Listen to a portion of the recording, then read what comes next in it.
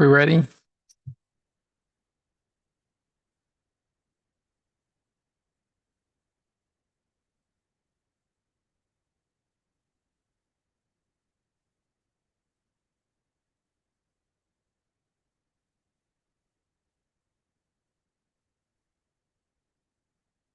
We're live. Good evening, everyone. I'd like to call the study session of the University City Council to order on January 26th, 2026. Are there any changes to the regular agenda for the 6:30 session?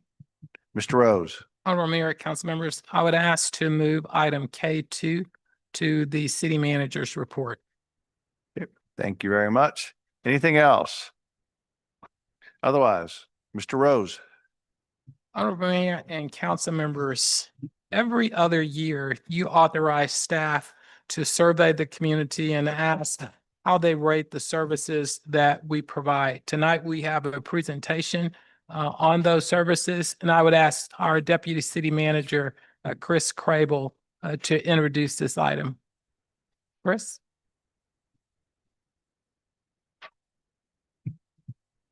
Good evening, Mayor and Council. Here tonight we have Ryan Murray from ETC Institute here to present the findings from the 2025 Citizen Satisfaction Survey. We've been working on this the last couple months, and it's nice to have everything summarized here in the presentation tonight. Thank you, Mr. Rose. Thank you, Mr. Crable. Thank you, Mayor and Council. It's a pleasure to be here yet again. I've had the pleasure of doing, I think, all of the city surveys with the ETC Institute, and this year is no different. It's exciting news. There's a lot of good stuff here, and hopefully I'll bring some anecdotal information. I think you may need to move closer to. Do I need to move closer? Is that better? All right. Thank you so much, Mayor. I appreciate that. All right. So it's a pleasure to be here. A lot of exciting information in the survey report this particular year. And I'll see if I can advance, and it doesn't appear to be advancing. Okay. Great. So for those of you who are unfamiliar, ETC Institute's based in Olathe, Kansas. Just drove in this afternoon. We've been in Olathe the entire time that we've been in business. We do a lot of work in the Kansas City metro area, but as you can see on the screen, we're really the nation's leader in market research for government organizations. We do a lot of work here in the St. Louis County, as well as the area, all the way out to man, I just drove by it today. Weldon Spring is kind of one of those further out St. Louis suburban communities that we do as well. But we do this type of community satisfaction work all over the country. And as you'll see when I get to the purpose and methodology slide, which we can go to next, the real purpose and objective of this is to help you all make better decisions, which is really ETC Institute's sole purpose. In terms of the 2025 survey results, the purpose, again, is an objective assessment. We want to help understand how residents perceive and rate then city services in a wide variety of areas. We also want to help track input over time, but also against other communities. And so we've got national and regional benchmarking that we'll use. And then we want to make sure that we're developing priorities for improvement. And that's really embedded or built in or baked into the survey design. And so we'll see some opportunities for improvement. We'll look at the important satisfaction analysis, but please know, even if 100% of respondents were satisfied with everything on the survey, we still would have developed priorities for improvement just simply based on the survey design itself. And so that's kind of how that works for us. In terms of methodology, it's really important for me as the consultant when I have the opportunity to be here to kind of walk us through how we did things. And when it comes to statistically valid research, the how is almost more important sometimes than the results themselves when trying to legitimize or help build consensus around findings. The great thing about University City is that you all have been doing this for a few years now. It's been, I think, the third survey cycle in the last 6 years. And what we're really seeing is that city staff seem to be incorporating the results into decision making. And we're seeing some outputs from the results now through that method. In terms of the methodology, every time we conduct the survey, we make sure that the city's boundaries haven't changed or haven't changed dramatically. And then we purchase a new updated list of every single residential address within the city's boundaries. To ensure that the sampling is statistically valid and then thus the results are, we'll randomly select each residential household to receive the mailed version of the survey. And then we'll conduct follow-ups within the city until reaching a specific number of surveys that we'll usually set with the contractual goal of, in this instance, it's 600. To help put that into perspective just a little bit, I have a lot of communities around that 100 to 150,000 range that do about 300 or 400 surveys. And so University City's lift on the number of completed surveys is pretty high, but the community is relatively engaged, and we've never really had any much of a problem reaching that 600 goal, even though the community might be smaller than some of our other communities where we do actually fewer surveys. As the total number of surveys increases, the overall reliability of the results increase and the margin of error decreases. And so this year, we were able to collect 604 completed surveys, which gives us a margin of error of 4%. And so because we randomly selected all the respondents, we monitored and maintained the randomness in that sample, only ensuring that the 604 survey responses in the report are from those who were randomly selected based on the address verification question. We're also making sure that the results, and if we could go to our next slide, we see that the results are not only geographically distributed across the city in the path in the method that they should be, meaning a good wide distribution of responses, but the results are also representative of the community with regards to other demographic factors. And so the last page of that survey has a number of demographic questions. As we mail out those surveys, we know they're not going to be returned in that random fashion. They're not going to be necessarily representative. Typically, our more affluent homeowners are going to be the first to respond. And so ETC Institute's job really begins once the moment the mail hits. And our job is to make sure that we're balancing not only the geographic distribution within the responses, but also that demographic distribution to make sure that we have a wide breadth of respondents. And when I say that, what I'm really looking for is to make sure that we're aligning your survey results with the most recently available census data. Sometimes that's 2020 census data. In a few years, we'll get the updated 2030, but typically we'll look at ACS data, and that's more regularly updated at least every couple of years. And so we'll look at the American Community Survey data for most communities. If we go to our next slide, we'll see just a little bit of our top findings. I already mentioned we have 604 completed surveys. Margin of error is about 4%. What that means is if we were to go out and randomly select community members, complete 604 surveys that were demographically and geographically representative of the University City population, we would receive these same results plus or minus that 4%. So if 50% of people said yes to a question and 50% said no, 95 out of 100 times we would expect as researchers to see that yes and no drift between about 54% or 46%. So there's some reliability in the results, but as researchers, we want to let our audience understand that we know there's some volatility. And so that's really minimal for a community your size. And we'll see frequently margins of error hovering around 6% for communities your size, where we're able to get it down to about 4% here. In terms of some of the overall findings, I will continue to drone on like this for the next 15 minutes or so. I really hope that you take this away from this particular presentation. You're continuing to set the standard for the delivery of city services. We saw massive increases in overall perception-related items, such as rating the city as a place to live. The perceptions are remaining high, but you're also beating regional and national benchmarks. And so not only are you a high performer here regionally, but nationally, we can tell that University City kind of stands above the rest in a lot of key ratings, and we'll see that here in just a few moments. As I mentioned, there are opportunities for improvement. We bake that into the survey design. In this particular instance, and I think a few of the council members, including the mayor, have heard me say this before, the problems or the opportunities that we discovered using our important satisfaction analysis are hallmarks of high-performing organizations, organizations that are taking the survey results, responding to the areas that are maybe problematic based on the analysis, and then focusing on how do we communicate or tell our own story, or really focus on serious service level improvements in some of those areas. We saw maintenance of city streets, enforcement of city codes and ordinances, and an outlier, parks and recreation this time. Both parks and recreation and public safety services are extremely important to respondents, and we'll see that in a slide pretty late in the presentation, but the overall satisfaction is also high. Because the overall satisfaction is relatively high and the relative importance is extremely high in those items, we saw parks and recreation became a higher opportunity for improvement just by a hair. And so if folks would have rated it, just a few more people would have rated it not as a high priority for them, it probably wouldn't have been an opportunity based on this year's results. But I wanted to highlight that not as an opportunity to increase current levels of service, but an opportunity to refocus investment areas. And we'll see that towards the end of the presentation. If we go to our next slide, we'll actually skip forward one more. I want to focus on perceptions first, and what I've done with those green arrows is try to highlight significant differences. Over time, we may see more significant differences in terms of longer trend stories, but what I'm trying to illustrate here is the overall change in perceptions, the real and actual change in perceptions based on the statistical relevance of the results. We're looking at a table here that sums the positive ratings on a 5-point scale. It's the sum of the 5s and the 4s on a 5-point scale, excluding the don't know responses, which is how we'll typically standardize our questions for reporting. We've reported this way every year that we've conducted the survey, and the only areas that we did not see a significant increase was as a place to work and as a place to visit. But every single one of those other items, we saw a massive increase in overall satisfaction for the most part. I'm looking specifically as a place to raise children, which is very much a perceptions related item. If we go to our next slide, we'll see satisfaction with additional perceptions. And this one's fantastic. And I double starred the value received for city tax dollars and fees.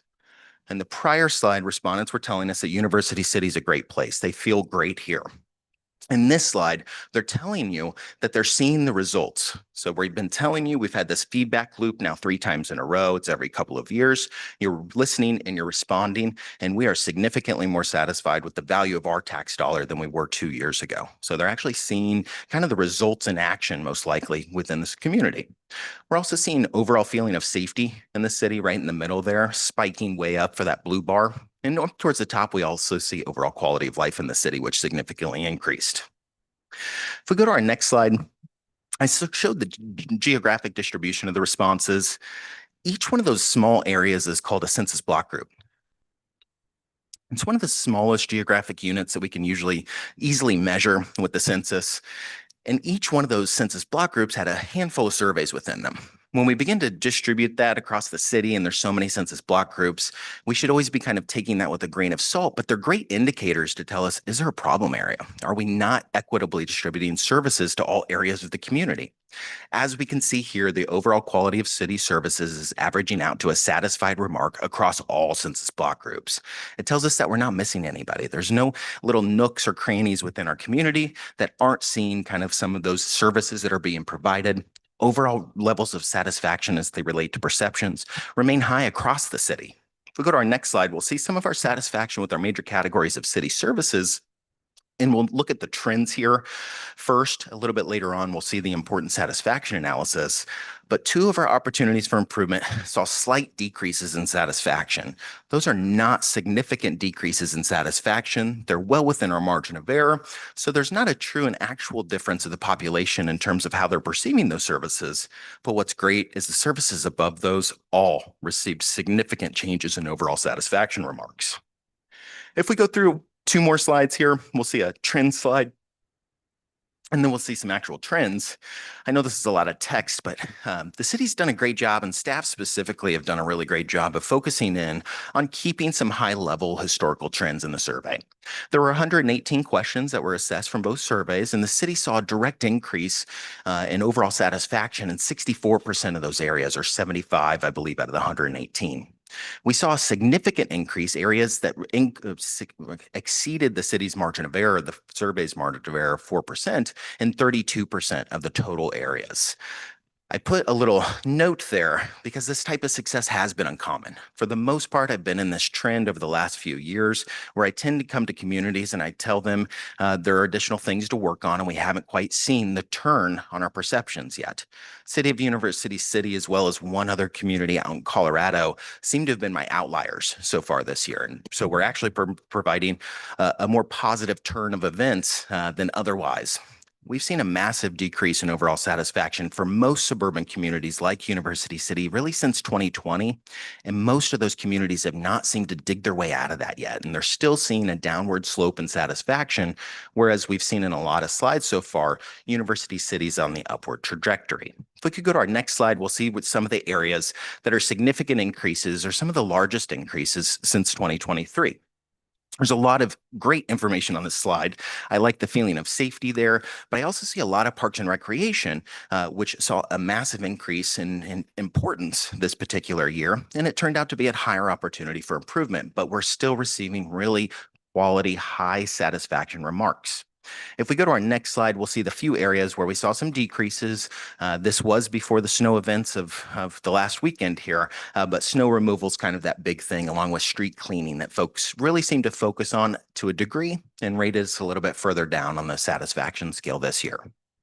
If we go to our next slide, we'll see some benchmarking items, and we'll actually skip forward one more. And national and regional benchmarking is what we'll typically provide most of our clients.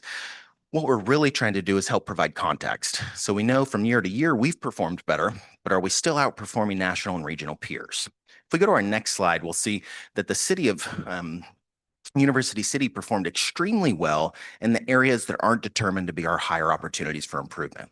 And that's where I was talking about earlier, where these are hallmarks of high performers. You can see that both the national and regional averages are very close to our true and actual differences here in 2025 for enforcement of city codes and ordinances, as well as the maintenance of city streets. When you see flow of traffic at 72% compared to national averages about 50 or under 40, that's a pretty good remark. That's one of those other areas that folks will commonly tell us is a problem area in their community. And we're just not seeing that here. And folks are really focused on the maintenance of your streets, not allowing the perception to kind of flow to other areas of that particular section within the survey results. If we go to our next slide, we'll see some more lists here. I wanted to provide you all with a high-level overview of the results, but I wanted to show you some of the areas where you're just performing extremely high compared to our national benchmarks. You can see overall quality of services provided 33 percentage points above the national average, all the way down to value received for city tax dollars and fees at 21 percentage points above the national average. If we go to our next slide, we'll see some more of the same. For our regional benchmarking, we see parks and recreation services towards the bottom, image of the city, public safety services, and a wide variety of our really core or key city services that if we're to falter or see some below average ratings there, they could have massive implications on the perceptions of safety, on the perceptions of this being a great community to raise children.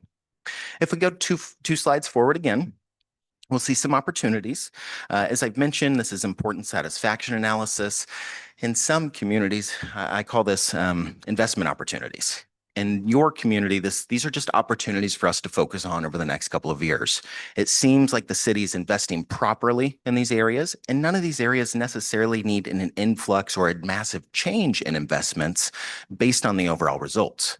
Our two highest opportunities are code enforcement as well as the maintenance of city streets. And we see streets as the most important item on that list, followed by public safety services and then parks and recreation.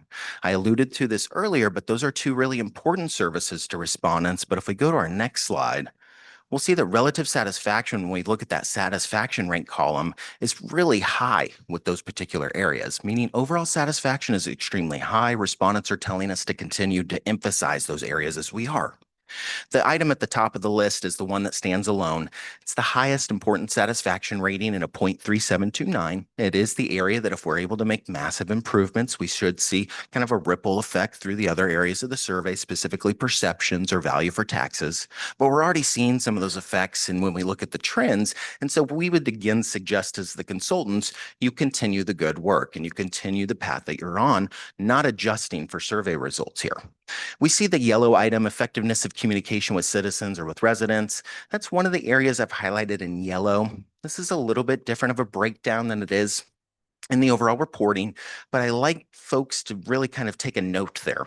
Satisfaction is just towards the bottom half of this particular item when we look at the overall satisfaction rank, and it's slightly lower in overall importance, but it kind of holds steady in the middle there. And so it's one of those areas that we should continue to maintain, we should continue to focus on. But as we continue to address some of our highest priorities, communication and the availability of information to the public will have massive implications on other areas. How can the city of University City continue to tell their story? How can we continue to reiterate the work that we're doing, and where do we want to make sure that we're placing the most investments? If we go forward a couple additional slides. Oh, excuse me, I apologize. I had these maps in here. I got on a little bit of a roll there. So as I mentioned earlier, we saw some of the perception related items. This is one of our higher opportunities for improvement. But if we could go back one slide, I think we should see the quality of maintenance of city streets. As I mentioned earlier, this can be an opportunity for us to begin to pinpoint certain areas of the community that might have slightly higher levels of dissatisfaction. We do a really great job and have worked with staff and not only with University City, but within the region, to try to focus on county streets versus city streets.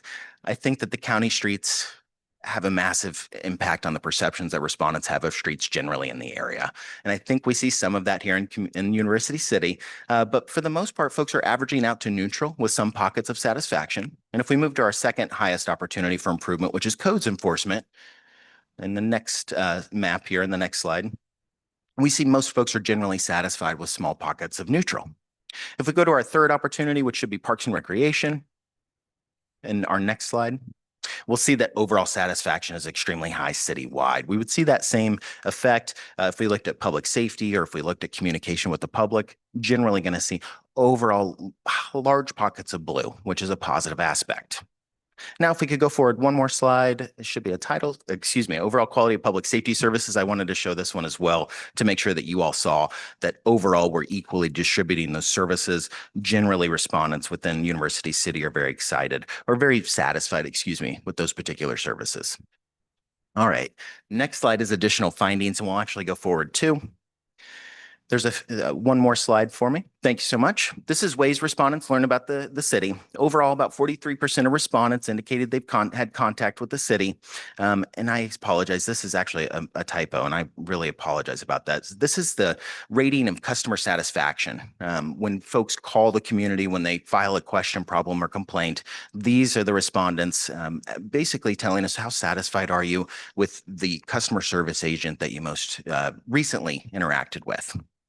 About 43% of our respondents have had contact with the city, but the overall trend suggests that your customer service response is still very strong. It's one of the areas that we saw a slight decrease in overall satisfaction from year to year was the overall quality of customer service from city employees. But when we actually asked the respondents, the 43% who have actually visited with us, we see extremely strong ratings there with over 50% of respondents being satisfied or very satisfied with each of the items that we were asked them to rate. If we go to our next slide, I've mentioned Parks and Recreation a number of times here. As I mentioned earlier, it's a continued emphasis, but maybe a shifting of priorities internally. We've asked the importance of Parks and Recreation initiatives across time here, and we're seeing a small increase in overall playground improvements as well as park maintenance. And these are areas where folks say they're supportive or they think that those investments in those areas are very important. And so those are a couple of the trends that are potentially emerging out of Parks and Recreation. And I think staff have always done a good job incorporating the survey results into decision making, and I'm sure they'll notice this trend. In the following slide, we'll see support for a quarter-cent tax increase to the current 0.25% sales tax used for fire services or for paramedic healthcare services that will help the city expand paramedic services. Generally, about 70% or 68.7% of the population said that they're generally supportive, and 31.3% are generally not supportive or neutral on that particular topic. We do a lot of tax type questions. We study this pretty frequently. Our results are generally very close to the overall averages, but we would suggest that you do, if this is going to be a larger spend by the city or you're going to try to get this on a mail-in ballot, we would always recommend you hire kind of a political consultant to potentially do a phone call, a really quick phone poll of likely voters. Please just keep in mind, this is a random sampling of the entire community and not likely voters. And I just like to draw that conclusion. We do a lot of this. The last one that I looked this up last week before I got here because I knew this question was on here, and I did one 2 years ago in Wyoming. We had 71.4% say they were supportive, and it passed 71% to 39 or 29% in the community. It was a more rural community, but I just wanted to try to illustrate that the results are often pretty close. But if the city is going to invest in that particular area, you should definitely, do additional polling ahead of time just to be sure. If we could go to our next slide, we'll see a bit of a summary here. Overall, the results and the overall satisfaction remain consistently strong. It's one of the things that I've not had the pleasure of telling folks over the last number of years, really for the last 5 years. You significantly outperform national and regional averages, which is likely some of the reason why your perceptions remain high. In addition to that, you're likely serving residents equitably throughout the communities, evidenced by the map, which helps ensure that citywide we have high perceptions of the community. Satisfaction's increased in most services, which is always going to assist in some of our perception-related areas. And public safety and parks and recreation continue to be a top consistent priority for respondents, but satisfaction remains very high for those items. Maintenance of city streets, codes enforcement are high opportunities for improvement, hallmarks of higher performing organizations, very difficult items to kind of get high marks on, especially as you continually try to improve streets. Folks are going to be running into the construction, and then that's that difficulty of perceptions again. Was the construction worth the fix, or was I more dissatisfied or more satisfied after that fix? And that can be a difficult thing kind of during the time of construction as well as post-construction in some neighborhoods. Overall, the community's trajectory remains positive. Overall leadership has really taken into the results into decision-making, it seems. And with the leadership of a good council, mayor, and city manager, Mr. Rose, you should see continued success now into the future, at least based on these survey results in 2025. With that, I've got a copy of the full report with me. I'll be happy to answer any questions I can. If there's something I can't get an honest and full answer to you tonight, I'll get a written response back to staff tomorrow. Mr. Murray, thank you very much for your presentation. Are there questions from members of council? Councilmember Clay. Thank you, Mayor Crow. Thank you for your presentation, and thanks to the city team. This seems to be a very encouraging survey results. So in the spirit of looking at areas of improvement in terms of streets, I know that's something that this council has talked a lot about. It's a question we get from the community. Many of my colleagues have dealt with that in some form or fashion about when is this or that street going to get repaired. Communities that get higher marks in this area, what have they done? I'm assuming fix and maintain the streets is kind of the foundational thing that you need to do to be successful in this particular category. But beyond that, is there communication about what's happening with streets? Is there communication about the rating process and how that's figured out? What are communities that score high in this area doing? Yeah, great question, council member. And as a council member in my own community, this is one of the things I hear about most frequently as well. My community is not a high performer, so I'm not going to use examples from there, but the community that we're based in, Olathe, Kansas, is an extremely high performer. A lot of the things that they've done were resident investments. So bond issues, sales tax increases, and things like that promoted and pushed this idea that we were all going to together increase the quality of our overall city streets. Along with that, you hit the nail on the head there, I think, in your question. It's communication. And what they've done a really great job with is not getting into the weeds in terms of some of those rating scales and where's our maintenance scores coming from, but rather they seem to just sign everything. So, hey, here's a sign upcoming next fall, your tax dollars at work. And what I think they're doing, and what we've tried to study our best, is it seems like folks really begin to understand kind of the carrot and the stick. We didn't want the taxes, but here's the carrot now, and we're actually getting the results that we see. And so they always kind of push this idea that, hey, this is the whatever year bond, this is fixing your road right now. And so this might be difficult or it might be frustrating, but this is the fruits of our labor. And beyond that, the city of Olathe does a great job of generally communicating, just like the city of University seems to. A lot of e-newsletters, and I think there's a lot of signups. And one of the other things that they've done is they've kind of embedded themselves into Nextdoor. And seems to be one of the more negative areas of social media for most communities. And they've created these community liaisons that kind of work within the neighborhood groups and kind of help drive a more positive tune before it kind of devolves into a complaining kind of circular motion. And I think that's all of those things in concert have done a lot for them. They conduct the survey quarterly, and so they're really monitoring that particular aspect of things. And I think based on some of these results, when you look at some of your trends from prior years, you can see that the maintenance of street signs and traffic signals went up almost 15 percentage points. Landscaping appearance of public areas along streets went up, and you're well above national and regional averages on those items. And so I think there's a lot of positives there.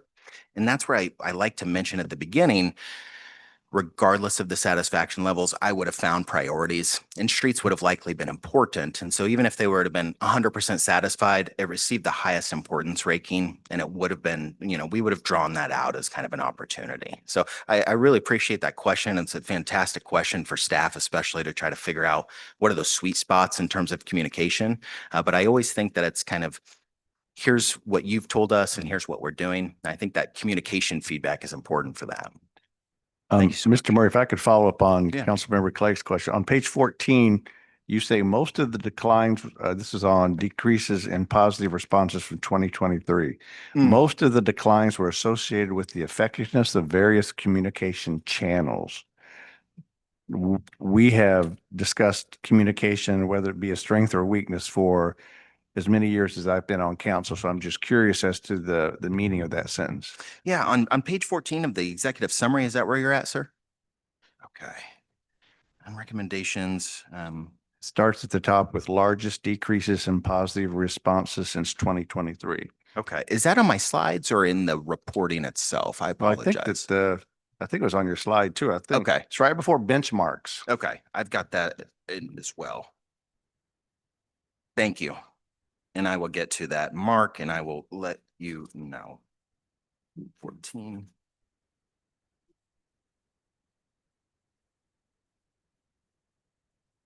Okay. There it is. All right. Yes, decreases in positive responses. City has done an exceptional job increasing satisfaction with some of the most important services to residents. And then in terms of between 2023 and 25, most of the declines were associated with the effectiveness of various communication channels. So there were some areas within the survey results that suggest that some of the communication channels may not be as effective, I believe, as they maybe once were.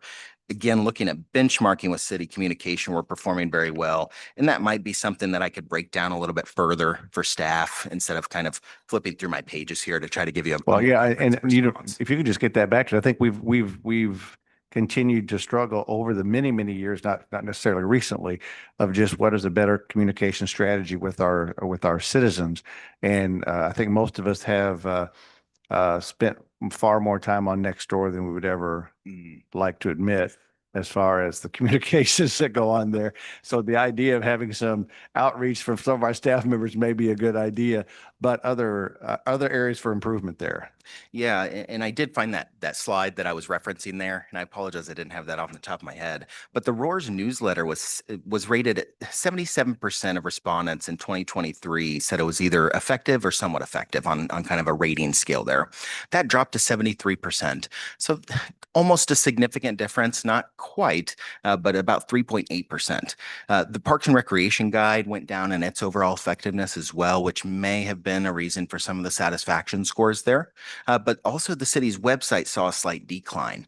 And so we saw this trend there, which I'm also having a little bit of a difficulty saying why, but then we get to Nextdoor and it was a 19 percentage point decrease in the overall effectiveness of communication on Nextdoor. And so there are some areas here to suggest that we could potentially be doing a better job, but there's other results around these that maybe suggest that they're not being used as much as maybe we would think they are. And then on the code enforcement issue, I assume the code enforcement issue, we get folks who are complaining that we're too strict and Bingo. folks are saying that we are too lax. I'm hopeful staff could help us out with that and reiterate that. That's what I hear most frequently from codes enforcement. From police chiefs, I often hear that the visibility of police in neighborhoods is not a great remark for actual public safety. And for codes enforcement, it can be really difficult to understand. Is it the too much or not enough enforcement? We ask that question quite frequently. And I did a follow-up in a community over in Colorado over the last couple of weeks. And it seems, I think folks are maybe fearful to be enforced upon themselves, but it's oftentimes that situation where you maybe call on your neighbor and you're dissatisfied because they're not out of code compliance, or they're dissatisfied because they were and now they're being enforced upon. And it's that double-edged sword. You're correct, Mayor. And my last comment, which I think my colleagues they can tell me I'm wrong, but the quality of maintenance of the city streets, it looks to me like on the southern end, it's everybody who has to travel down Pershing that we're working on. Seems like that was the one that neighborhood kind of popped us there, which I think we've known about. And then out west, it looks to you like it may be the traffic from the construction of of Costco and then the success of Costco. So it's kind of interesting to see the two neighborhoods who are least satisfied that there may at least be some Very much. practical reality as to why that came about. Exactly. And we would typically suggest that. And you saw one of those areas of orange was right near a kind of a highway interchange as well. And it looked like there were some county streets right there. That's a really frustrating thing if you're trying to commute in the morning. And unfortunately, as I mentioned, I think residents are sometimes unable to draw that line in their heads when they're completing the survey. And we as researchers understand that. And your staff do a great job of compartmentalizing some of those responses to make sure maybe we're not overreacting on some of those areas. Councilmember Clay. Thank you, Mayor. And real quick, I think with code enforcement, what I hear in full transparency, even from my wife, who we own a home in University City that we do not reside in, but is a rental property.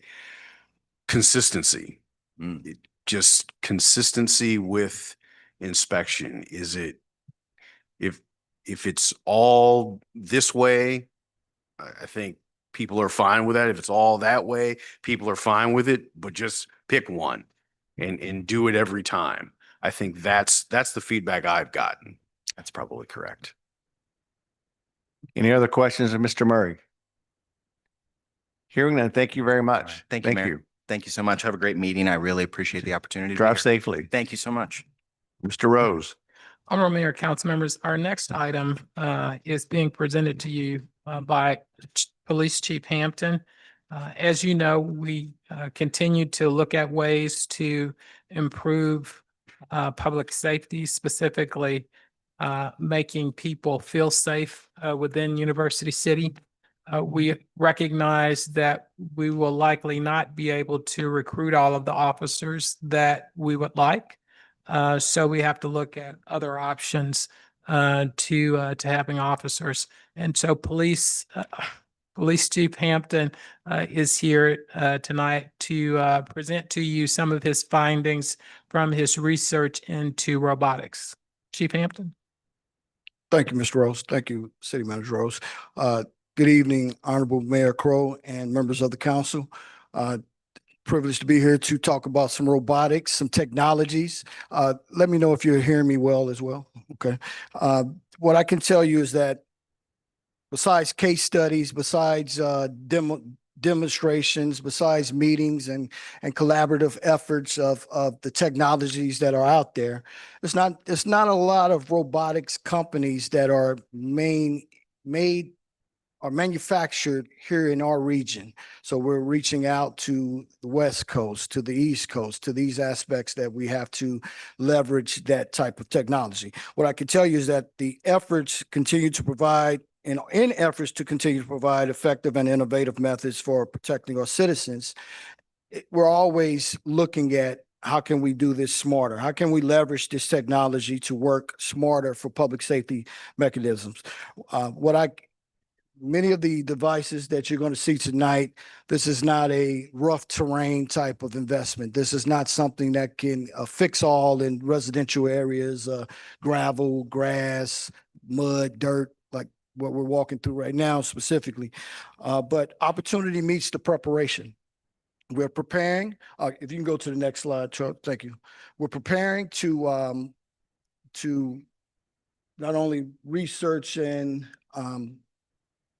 look into these companies and dive head first with the technology information. We know that there's bomb handling, bomb detection. We know that there's technology like this. So when you see a device such as this, it's going to look totally different than the old school R2-D2 or the robot humanoid type of mechanisms. Flip to the next one for me, Charles. Thank you.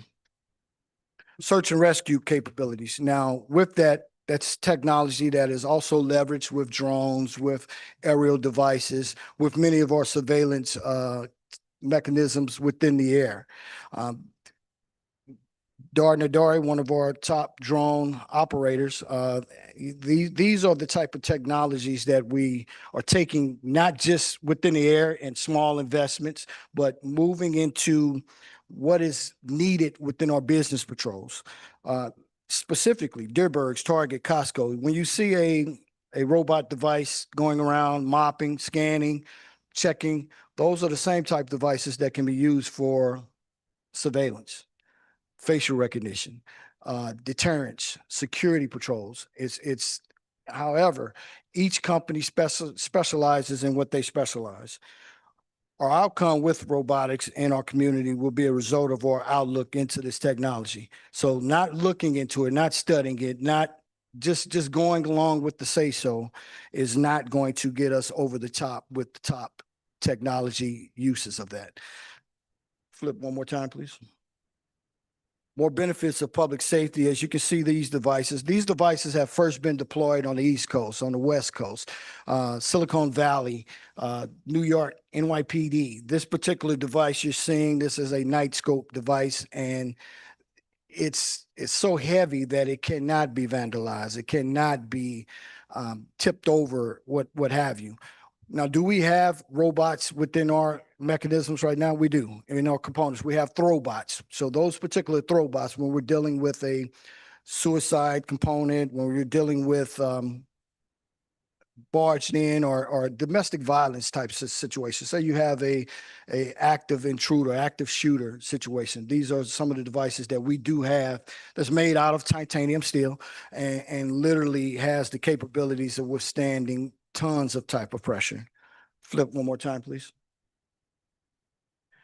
These devices, as you see, these are not cheap devices. However, it's good leveraging that you have to provide with the company, meaning that they provide a leasing program. They do not provide a buyout program specifically because they want to be able to give you that customer care and that troubleshooting of the real effect. That is really where the landscape is turning with a lot of this technology, whether you're talking license plate readers, whether you're talking surveillance trailers, they want to be able to say, okay, this is not man-made error. This is on us. Let us fix this. Let us handle this from that component on.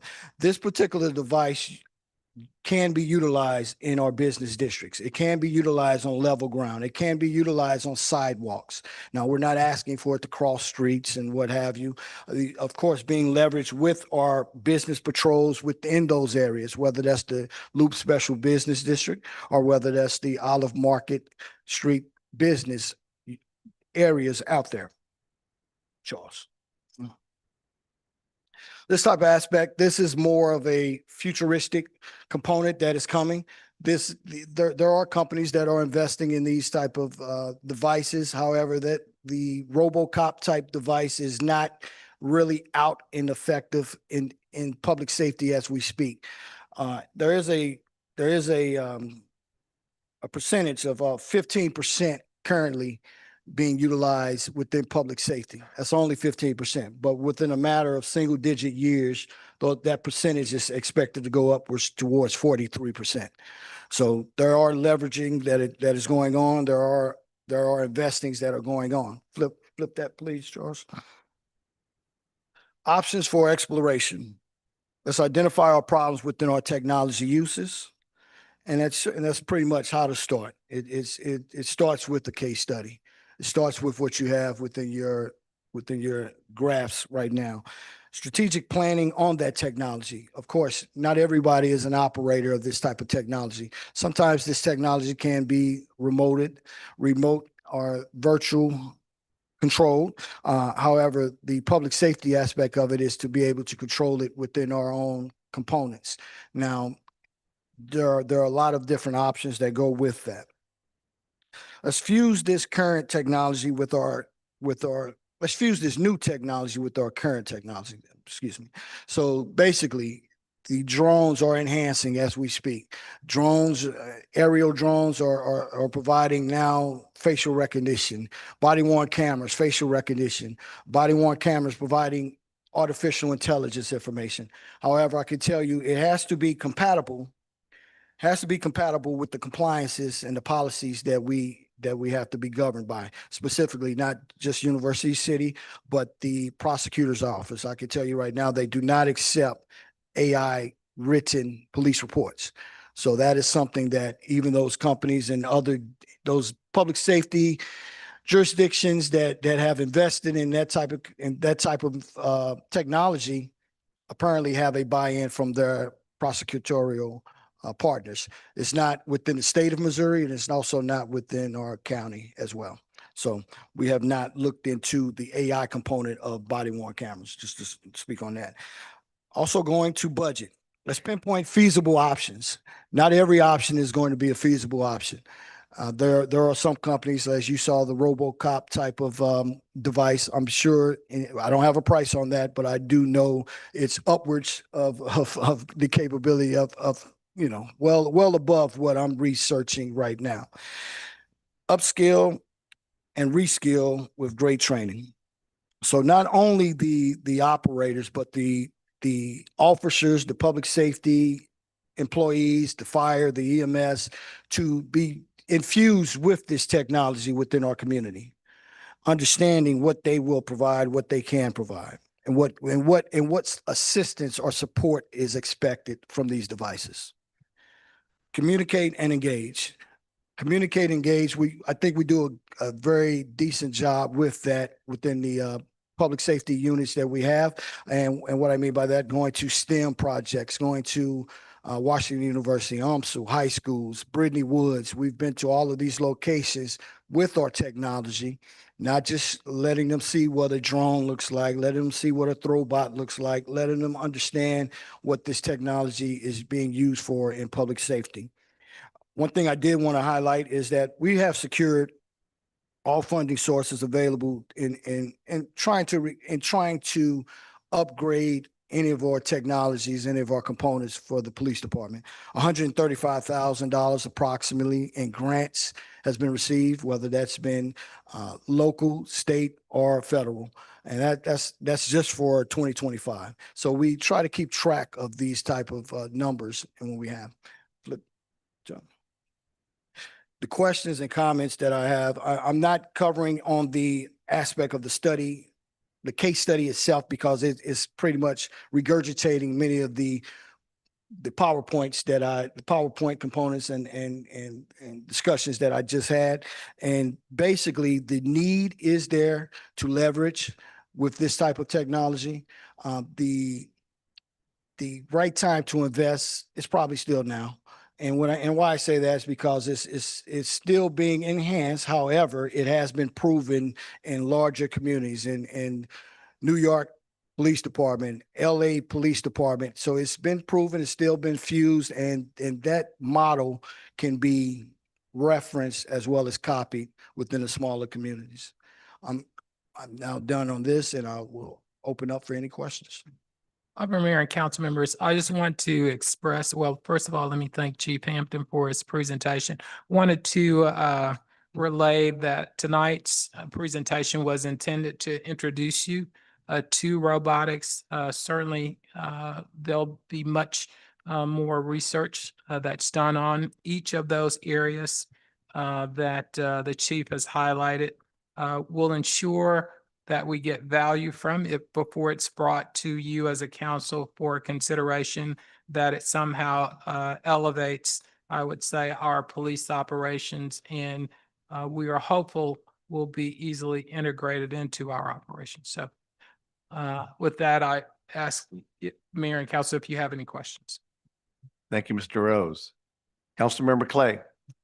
Thank you, Mayor Crowe, and thank you, Chief Hampton, for your presentation. You mentioned a couple of times our current use of facial recognition software, via body cams, drones, I think, and other mechanisms. Just want to confirm that we have policies in place to ensure that the software is used appropriately. We're not certainly targeting people who are just going about their business in the community, and we have very tight policies around how we use that information. Am I correct in that? That's correct. But however, University City does not have facial recognition components and technology within our method. What around us, our surrounding communities do have some of those type of technology. So that is being infused in the state of Missouri, but also in the greater St. Louis area. But no, we do not have body worn cameras that are facial recognition, surveillance cameras that are facial recognition, drones, not neither of each. Okay, so I misheard that, which is great. So we don't use facial recognition software. That is not something that we employ. We don't have. We don't. When you say don't use, we collaborate with other departments that may Okay. have that technology. Okay, but we don't, okay. Yes, So we don't have it within our own equipment. correct. That's Okay, correct. Okay. Yes, sir. Other questions? Councilmember Brenner.